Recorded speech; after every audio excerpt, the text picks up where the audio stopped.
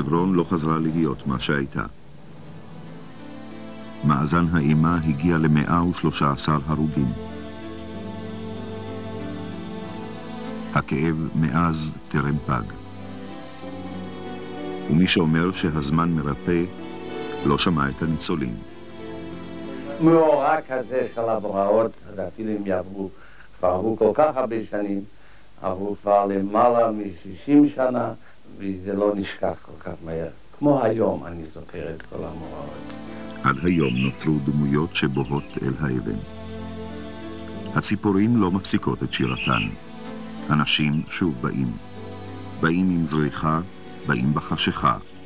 באים פעם בשנה, פוקדים בהפוגות של שנים. השער אינו ננעל לעולם.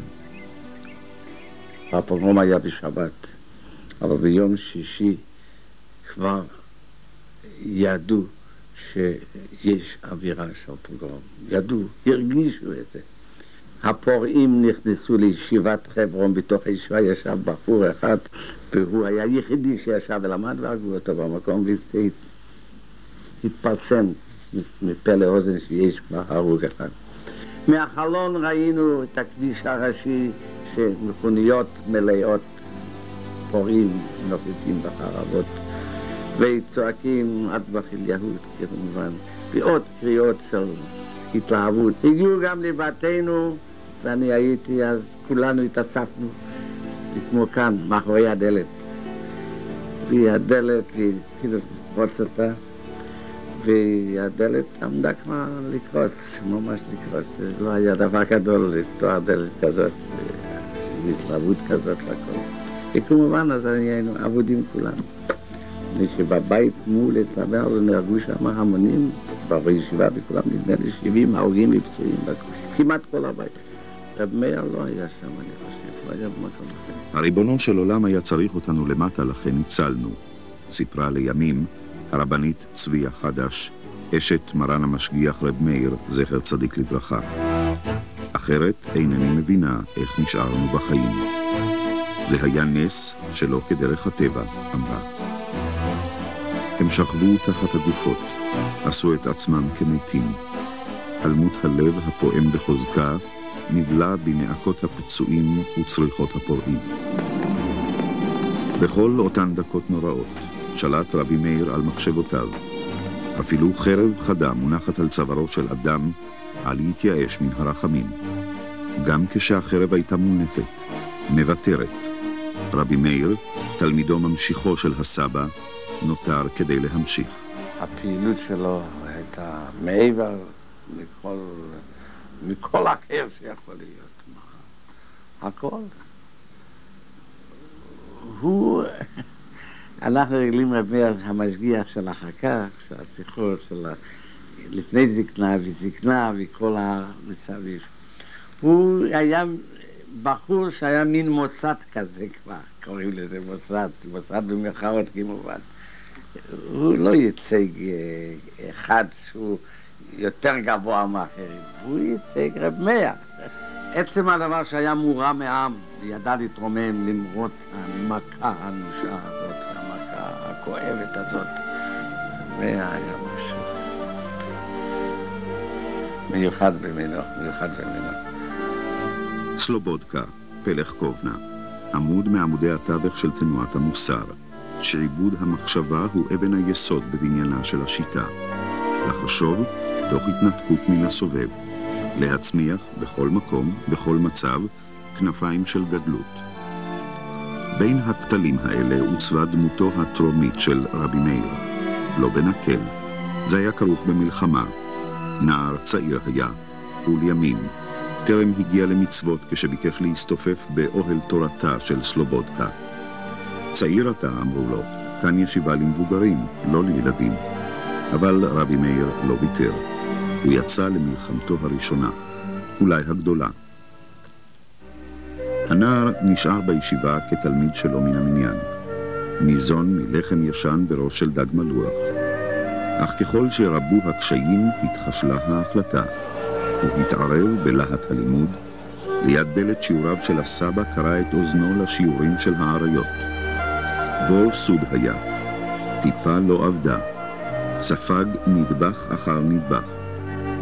לא ערכו הימים ולהיקף גדלותו של הנער יצאו מוניטין בישיבה. עתה התקבל רשמית, תלמיד בישיבת סלובודקה. שם הודרך אישית על ידי הגאון הצדיק רבי אברהם גרוג'נסקי.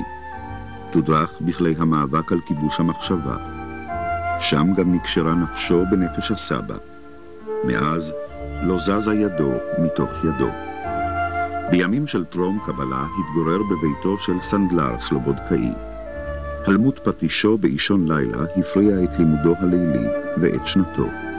רבי מאיר, בכוח, תרגל את עצמו להמשיך בריכוז מוחלט. לשלוט באירועים לא הם בו. בין כתליו של בית המדרש הסלובודקאי שררה מלחמה מתמדת. בית המדרש שאלה עדים של ריתחא דאורייתא. מלחמה, הגדיר זאת מחולל תנועת המוסר רבי ישראל סלנטר. במאבק נגד היריב, בעמידה על נפש הסברה בכל עוז, באי ויתור עד להבנת העניין לעומקו, חום הלב, אש הקרב. מאמץ גילאי השקיע הסבא מסלובודקה ביצירת אווירת המלחמה. היא גררה את טובי המוחות ההוגים, סחפה את הרגישים שבלבבות. היה זה צחצוח חרבות בלתי פוסק, מול הפת המורגנה המשכילית השלטת באווירת הרחוב. ורבי מאיר היה גנרל רם דרגות בצבא הזה. כדי להמשיך את הבעירה הסלובודקאית המיליטנטית, עלה לימים לארץ ישראל. בני הישיבה כבר שהו בארץ, אבל הסבא נותר שם.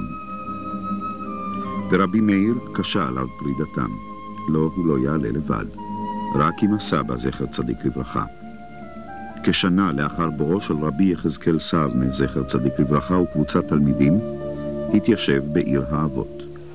לוחם, מצויד בנשק מהנשקייה של הסבא, ששום מלחמה לא יכולה להפתיע אותו. יחסי השכנות עם הערבים היו מופלאים, לפחות למראית עין. ואז התברר עד כמה פריחה היא רקמת הנאמנות הערבית. ואז הפתיעה המלחמה הנוראה ההיא. חרבו של ישמעאל נשלפה מן דנך, מאיימת לשבש את יישוב הדעת, זוממת להתנכל לעשייה הגדולה. תרפ"ט, יום אחד, בחברון היהודית שוב איננה עוד. אפילו לפי הסטנדרטים המקבריים של שנאת ישראל, היה המראה מזעזע. הכל התמוטט ונכחד במכת חטף. מים רבים של שנאה איימו לכבות את הברן.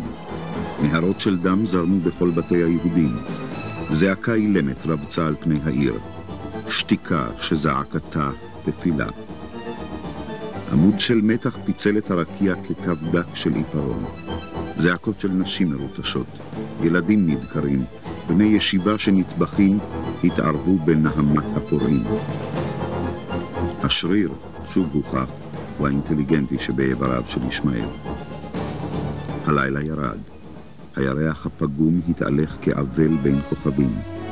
113 הרוגים, 61 פצועים. כל בתי הקודש נחרבו ונשדדו, כאילו הונה הכל בדינמו של חייתיות. אפילו הקישוטים נתלשו. רק צל נותר על הקיר. אפילו המגן דוד נעלם. כאילו הסתלקה השכינה והותירה רק זיכרונות. הירח סינן אור חיוור מבעד לענפי העצים, והאיר באור אבל את הקברים הטריים. העיר נמתחה בעלתה בין ההרים. פה ושם הבליחו אורות בחשיכה, אורות עגומים. העיר נראתה חסרה משהו. אין בה יהודים. כל רועד ניסר את המתח. יתגדל ויתקדש שמי רבה. חברון פונתה, תחנה נטושה של עם בגלותו. היהודים נהרגו, לא יהדותם. השרידים הועברו לבית הכנסת משכן יעקב וישראל. גם בני הישיבה התקבצו כדי להמשיך. לימים עברה הישיבה למבנה אחר. הבניין של ישיבת כנסת ישראל נרשם בתודעה הקולקטיבית כישיבת חברון. כל התורה לא פסק. שנים רבות הוא פיקה, געש, הסעיר, ורבי מאיר שנותר כדי להמשיך, המשיך, כמצפן מראה כיוון, כעוגן בליל שערה. הכל לפי מפת הדרכים שסרטט הסבא. גם זו הייתה מלחמה. המלחמה על נפש הניצולים. המלחמה על צביונו של עולם התורה. שנים רבות נמשכה הסלובודקאיות הצרופה בהיכלה של הישיבה, יחד עם גדולי התורה. המלחמה האמיתית ניטשה במלוא עוזה. שם בהיכלה של ישיבת חברון המעתירה, צמח בחור עתיר כישרון והתמדה, שליקד סביבו מספר גדול של בחורים בעלי כישרון. כבר אז יצאו לו מוניטין רבים כמרביץ תורה, כמקרב קרובים ורחוקים. היה זה הגאון רבי ברוך מרדכי אזרחי. לפני 20 שנה פילס הנהר הסלובודקאי אפיק נוסף בחול התורני. סביב החתן הגאון, בעידודו הפעיל ותמיכתו המעשית של חותנו הגדול, התלכד מספר גדול של בחורים בעלי כישרון. הם הניחו את הנדבך לישיבת עטרת ישראל המעתירה, ומאז הריתחה הסלובודקאית ממשיכה להעלות עדי אורייתא. עשרות תלמידים היושבים ראשונה במלכותה של תורה הוצבו בשעריה, והמלחמה שיכלה לכל המלחמות ניטשת במלוא עוזה. בחריפות הדעת, במאבק כנגד היריב, בעמידה על נפש הסברה בכל עוז, באי ויתור עד להבנת העניין לעומקו, בהמתקת הלימוד, בנתינת טעם בו, עם הגשמק הכל כך אופייני, כהגדרת כל שומעי לקחו של הגאון רבי ברוך מרדכי אזרחי שליטה. הכל על פי קווי המתאר שסרטט הסבא זכר צדיק לברכה על ידי תלמידו ממשיכו. הכל לפי סרגלי המהנדס החוזה. הכל על פי התכנון המחושב. שנה ראשונה, שנה שנייה, שנה שלישית, כבר 20 שנה. ואת המלחמה הזו אי אפשר להפסיק. המלחמה הגדולה טרם נשלמה.